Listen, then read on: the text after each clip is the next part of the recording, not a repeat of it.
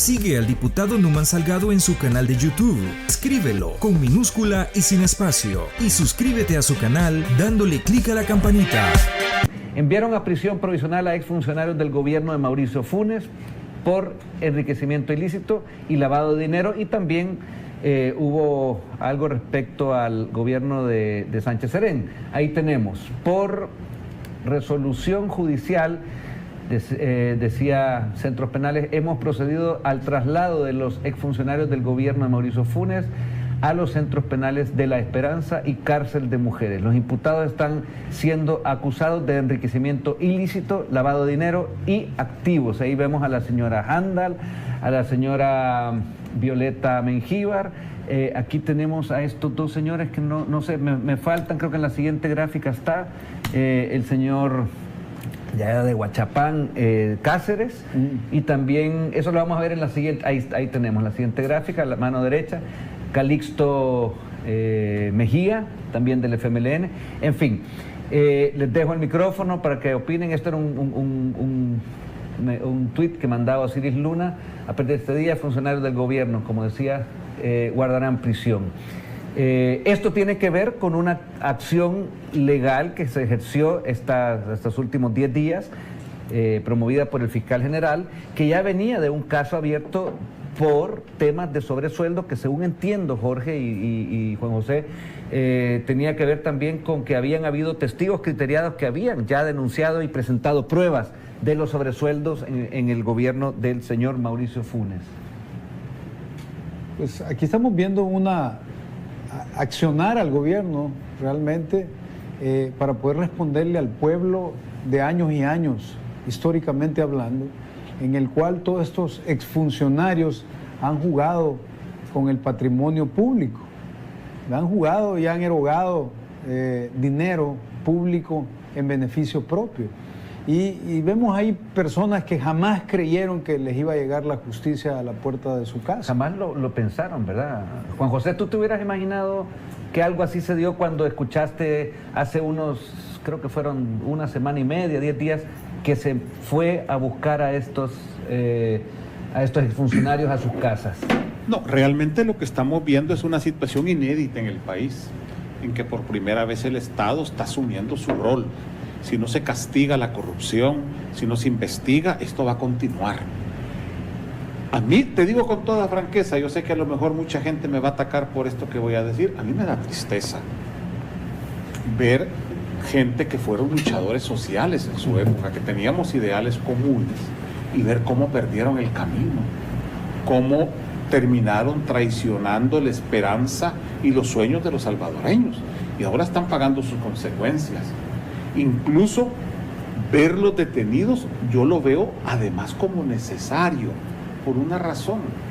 Después de lo que vimos el día de ayer, que se conoció y se confirmó, yo ni lo creía, estaba en este momento en un Facebook Live, y de repente comienza la información de que ya Salvador Sánchez Serén no solo estaba en Nicaragua, sino que lo habían nacionalizado. Se conoció el día de ayer, y vi el texto de la Gaceta, del diario oficial de Nicaragua, donde se le concedía la nacionalidad. Hombre, dije, hay que capturarlos, porque el riesgo de fuga, el peligro de fuga con la complicidad que hay en este momento con el gobierno de Daniel Ortega es muy alto. Bueno, leíamos... Pero lo importante es que se comenzó a hacer justicia, y que eso era lo que no se había logrado. Y eso es muy importante, y vamos a caer en el tema de fondo, Jorge, que tú dirigís la comisión especial para investigar los sobresueldos, perdón. El día de ayer también salía una nota en el diario El Salvador que decía que ya el expresidente Cristiani y también tu ex compañero de curul, Rodolfo Parker, ya se habían ido del país. Rodolfo Parker hacia destino Costa Rica y Alemania. Yo creo que es por el vuelo que llevan, que es por vía Costa Rica. Yo lo conozco porque lo he hecho porque vivía allá, pero su esposa es alemana, y en el caso Cristiani no decía paradero, pero ya se fue después de haber estado con ustedes en la primera sesión de comparecencia que llegó el señor Cristiani la otra vez. Contanos un poco de eso, por favor. ¿Sobre la comparecencia o sobre lo del Sí, viaje? entremos aquí ahorita al tema de fondo de las comparecencias y vamos a pasar un video en un ratito sobre las últimas que fueron ya este jueves. Perfecto. Esta es una comisión que tiene un mandato especial, ¿verdad? Es un mandato que nace específicamente en el seno de la Asamblea Legislativa y estamos como comisión especial tratando de recabar todos los elementos necesarios para poder tomar un dictamen y una recomendación. Y estamos hablando de más de 600 casos de exfuncionarios donde específicamente recibieron sobresueldos. Y pues la comisión empezó con los expresidentes que tú sabes que llamamos. Sí, Cristiani y Saca, ¿verdad? Y en la misma sesión. Saca, sí. así es, y sus secretarios privados. ¿Y por qué sus secretarios privados? Porque específicamente la operatividad de todos estos gobiernos en cuanto a esta mecánica nefasta que realizaban de pago de sobresueldos era hecho a través de los secretarios privados. Y aquí estamos hablando específicamente de 3 áreas donde se realizaba, porque es necesario que el pueblo salvadoreño conozca que los sobresueldos operaban de diferentes maneras, ¿verdad? Si hablamos del órgano ejecutivo, donde el presidente hacía una especie de nivelación salarial con los sobresueldos, estamos hablando de que llamaba a los ministros y para poderlos contratar hacían una negociación y hablaban de una nivelación salarial. Ahí, en ese campo, ¿qué es lo que sucedía? Bueno, primeramente existe una ley de salarios, donde el legislador ya estableció un salario específico para ese funcionario. Cuando viene el presidente de esos gobiernos y otorga un sobresueldo, que estamos hablando de sobresueldos de 10, 15 y en algunos casos más de $30,000, según los elementos que tenemos, más de $30,000 mensuales, de manera continua en todo el periodo. 5 años. Hagan el cálculo matemático y se van a asustar la cantidad que recibieron en los 5 años. Una persona, un funcionario. O sea, en promedio... Un funcionario, así es. Entonces, cuando lo vemos en el campo del órgano ejecutivo hacia el mismo órgano, esa erogación, se violenta la ley de salarios, por lo que te decía, porque ya el legislador estableció un salario para ese funcionario.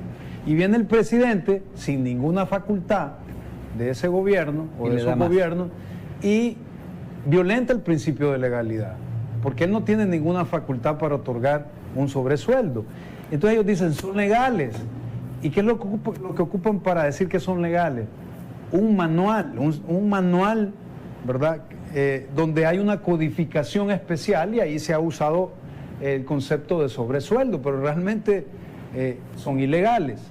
Ahí estamos hablando de un rubro, pero cuando tú erogas dinero del Ejecutivo para darle un sobresueldo a un fiscal, cuando se lo das a un magistrado de la Corte Suprema, que ustedes oyeron al expresidente Saca, eran $20,000 mensuales, $20,000 mensuales, cuando se lo das a los magistrados de la Corte de Cuentas, realmente estás comprando impunidad. Sí, claro. Ahí salís del marco del órgano ejecutivo y te metes en otro ramo o en otra área donde realmente estás comprando impunidad. No estás hablando de una nivelación salarial, sino estás hablando de algo realmente más complejo y complicado. Al mejor estilo de las mafias italianas, pero desde el gobierno. Así es. Porque ya se ha sabido que jueces han habido, y menciono Italia y sus mafias, pero en todos los países, pero desde afuera, desde los que ejercen, pero aquí era desde el Ejecutivo. Exactamente. Entonces, ¿qué sucede? Si ustedes se preguntan por qué la Corte de Cuentas le dio el finiquito a Funes, por qué se lo dio a Tony Saca o a los otros expresidentes y a todos los funcionarios, a cada exfuncionario en ese gobierno que estuvieron, es precisamente porque ellos eran parte y son parte de lo mismo, ¿verdad? Entonces...